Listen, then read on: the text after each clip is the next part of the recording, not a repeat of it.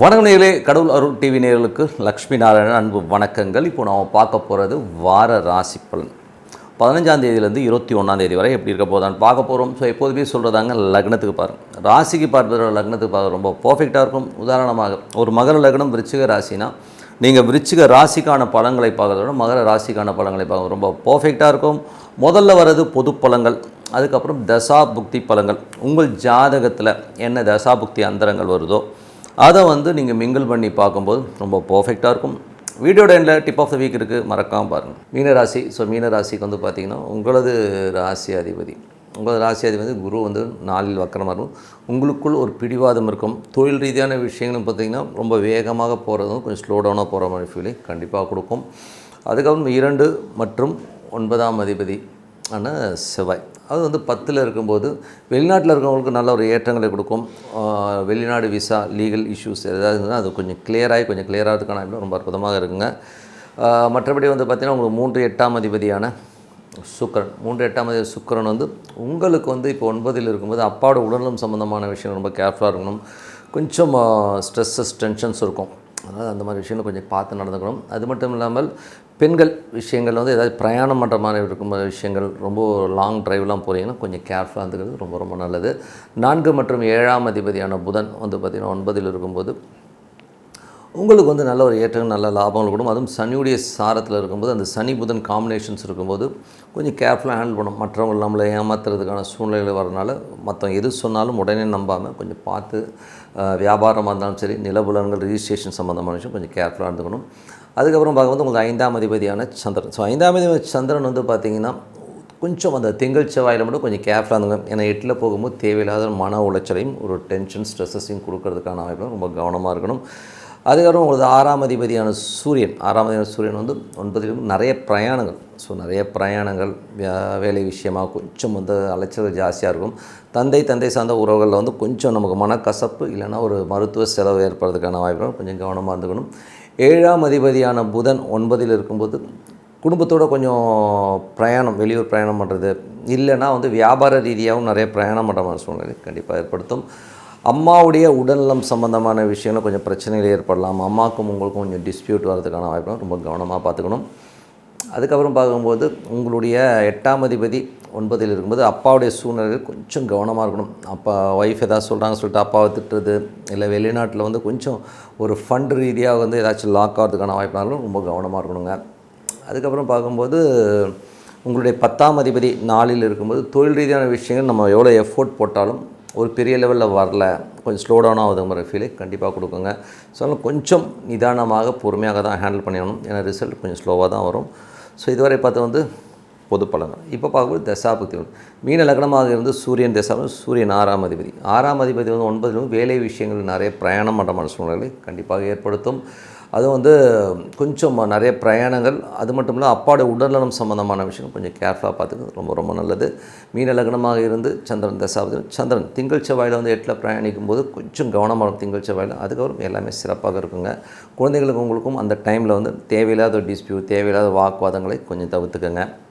மீன லக்னமாக இருந்து செவ்வாய் தசாபதி செவ்வாய் பார்த்திங்கன்னா உங்களுக்கு 9ஆம் அதிபதி 10ல் இருக்கும்போது வெளிநாட்டில் இருக்கணும், நல்ல லாபம், நல்ல ஏற்றங்கள் இருக்கும். கொஞ்சம் லீகல் இஷ்யூஸ் ஏதாச்சும் இருந்தால் கொஞ்சம் பேசி தீர்த்துக்கிறது ரொம்ப ரொம்ப நல்லது.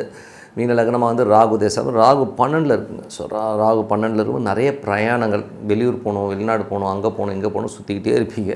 ஸோ நிறைய பிரயாணங்களை கொடுக்கறதுக்கான வாய்ப்புகளே கண்டிப்பாக இருக்கும். மீன லக்னமாக குரு தேசாபதி குரு 4ல் இருக்கும்போது நீங்களே கொஞ்சம் பிடிவாதமாக இருப்பீங்க. நான் இப்படி தான் பண்ணுவேன், அப்படி தான் பண்ணணும்னு சொல்லி பிடிவாதம். இந்த பிடிவாதத்தால் உங்களுக்கும் சரி வீட்டில் தாயாருக்கும் நிறைய வாக்குவாதங்கள் வர்றதுக்கான வாய்ப்புகள் கொஞ்சம் கவனமாக விட்டு கொடுத்து போகிறது ரொம்ப ரொம்ப நல்லது. தொழில் ரீதியான விஷயங்களே கொஞ்சம் கேர்ஃபுல்லாக நடந்துக்கோங்க. ஏன்னா அது கொஞ்சம் ஒரு ஸ்ட்ரெஸ்ஸையோ டென்ஷன்ஸையோ கொடுக்கலாம். அதனால் கொஞ்சம் பார்த்து நடந்துக்கிறது ரொம்ப ரொம்ப நல்லது. அதில் மீன லக்னமாக இருந்து சனி தசாபதி சனி பார்த்திங்கன்னா ஒரு ராசியிலே ஒரு சோம்பேறித்தனம். சனி ராசியில் இருந்தாலே என்ன பண்ணும், அப்புறம் பார்த்துக்கலாம், நாளைக்கு பார்த்துக்கலாம், நாளைக்குன்னு ஒரு போஸ்ட்போன் பண்ணுற மாதிரி சூழ்நிலை ஏற்படுத்தும். அன்றைக்கி வேலையை அன்றைக்கே முடிச்சுருங்க, இல்லைனா அது தேவையில்லாத மன உளைச்சலை கொடுக்கும். அதனால் கொஞ்சம் கேர்ஃபுல்லாக போகிறது ரொம்ப ரொம்ப நல்லது. மீன லக்னமாக இருந்து புதன் தசாபதினு புதன் பார்த்திங்கன்னா உங்களுக்கு 4 7ஆம் அதிபதி புதன் உங்களுக்கு இப்போது 9ல் இருக்கும்போது தாயாரோட உடல்நலம் சம்மந்தமான விஷயம் ரொம்ப கவனமாக இருக்கணும். ஏதாவது நிலபுலன்கள் ஏதாச்சும் நம்ம லோன் போட்டு வாங்கலாம் அப்படிங்கிற எண்ணங்கள் எல்லாம் கண்டிப்பாக ஏற்படுத்தும். ஸோ அதை கொஞ்சம் பார்த்து பண்ணிக்கிங்க. அதே மாதிரி வந்து பார்த்திங்கன்னா உங்களுடைய 7ஆம் அதிபதி, ஸோ 7ஆம் அதிபதியான புதனாக இருந்து அது 3 கொஞ்சம் மனைவி வந்து நிறைய பிரயாணம் பண்ணுற மாதிரி சூழ்நிலை ஏற்படும். நீங்களும் அவங்களும் சேர்ந்தே வந்து நிறைய பிரயாணம் பண்ணுற மாதிரி சூழ்நிலையும் கண்டிப்பாக ஏற்படுங்க. மீன லக்னமாக இருந்து கேது தேசம், கேது 6ல் இருக்கும்போது, அதுவும் சுக்கிரனுடைய சாரத்தில் இருக்கும்போது வேலை விஷயமாக நிறைய அலைச்சல்கள், கொஞ்சம் பிரயாணம் பண்ணுற மாதிரி சூழ்நிலை கண்டிப்பாக ஏற்படுத்தும். அது மட்டும் இல்லாமல் தந்தை சார்ந்த உறவுகளில் வந்து நம்ம ஒரு டென்ஷனையோ ஸ்ட்ரெஸ்ஸை ஏற்படுத்தலாம். இல்லைனா அப்பாக்கே வந்து உடல் ரீதியான விஷயம் கொஞ்சம் ட்ரீட்மெண்ட் தேவைப்படுற மாதிரி விஷயங்கள்லாம் கொஞ்சம் கவனமாக பார்த்துக்கணும். மீன லக்னமாக வந்து சுக்கிர தேசம் 3 8ஆம் அதிபதி 9ல் இருக்கும்போது தந்தை சார்ந்த விஷயங்கள் வந்து கவனமாக இருங்க. நிறைய பிரயாணம் பண்ணும்போது கொஞ்சம் டிஸ்கம்ஃபர்ட் இருக்கும். அதே மாதிரி வெளிநாட்டில் இருக்கவங்கலாம் வந்து பார்த்திங்கன்னா பெண்கள் விஷயங்களில் கொஞ்சம் கவனம், நீங்களே பெண்ணாக இருந்தாலும் சூழ்நிலைக்கு தகுந்த மாதிரி அந்த இடத்த வந்து கொஞ்சம் ரீட் பண்ணி இருந்துக்கிறது ரொம்ப ரொம்ப நல்லதுங்க. ஸோ என்னை பொறுத்தவரைங்க நல்ல ஒரு பிரார்த்தனை, மனதார இறைவனை பிரார்த்தனை பண்ணும்போது கண்டிப்பாக அடுத்த லெவல் வரதுக்கான இப்போ ரொம்ப சிறப்பாக இருக்குது. இப்போ பார்க்க போகிறது tip of the week. So tip of the வீக்கில் வாஸ்து உண்மையா அப்படிங்கிறத பற்றி தான் நம்ம பேச போகிறோம்.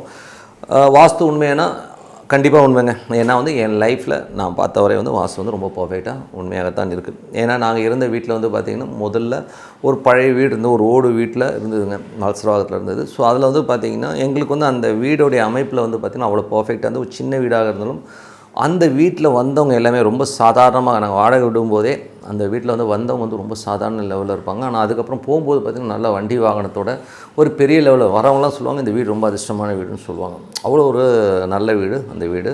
காரணம் அதோட அமைப்பு வந்து ரொம்ப அழகாக இருக்கும். ஏன்னா வடகிழக்கில் வந்து அற்புதமாக ஒரு கிணறு அமைஞ்சிருக்கும். இந்த டாய்லெட்லாம் வந்து பார்த்திங்கன்னா பர்ஃபெக்டாக எங்கே இருக்கணுமோ அங்கே அந்த இடத்துல வந்து ரொம்ப பர்ஃபெக்டாக அமைஞ்சு எந்தவித ஒரு டிஸ்பியூட்டும் இல்லாத ஒரு ஏரியாவில் தான் அந்த வீடு அமைஞ்சுது.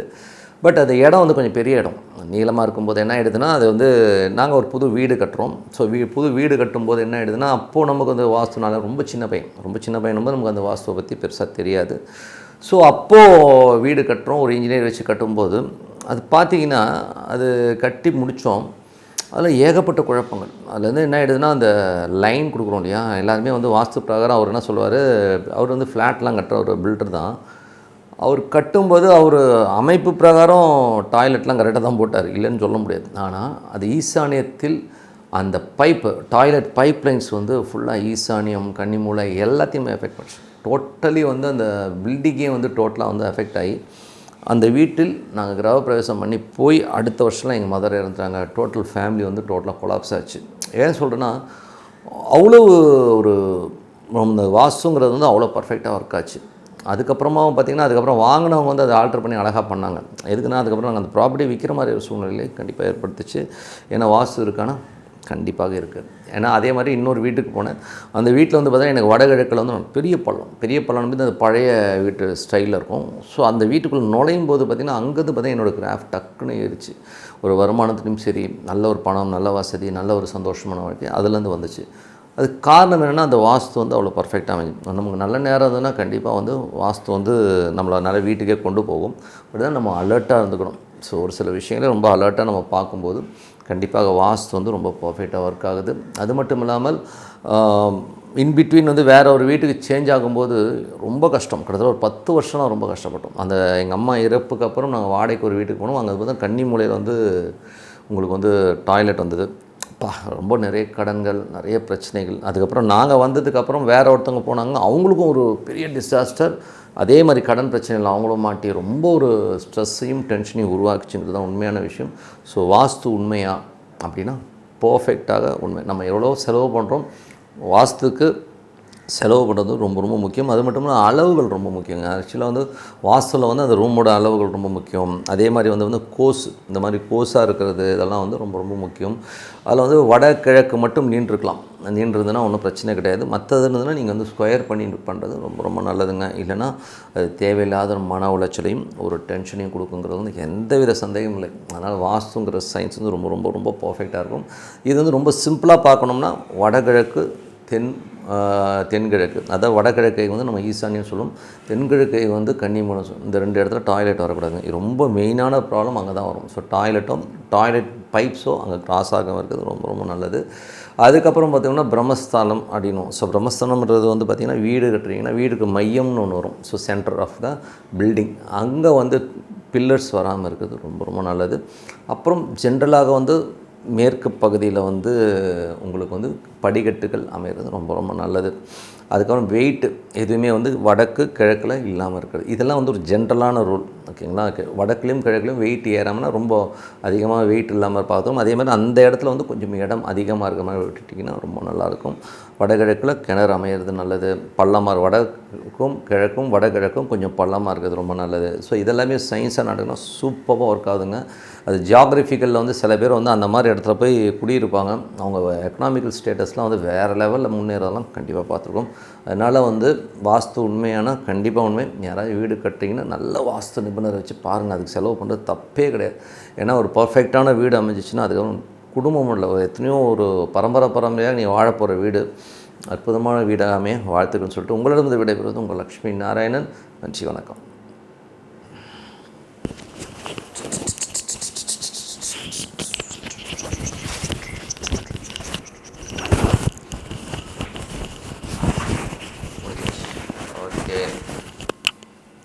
கடவுள் அருள் டிவியை பார்த்தமைக்கு நன்றிகள். மேலும் இது போன்ற தகவல்களை தெரிந்து கொள்ள கடவுள் அருள் டிவியை சப்ஸ்கிரைப் செய்யுங்கள். மறக்காமல் பெல் ஐக்கானை கிளிக் செய்யுங்கள்.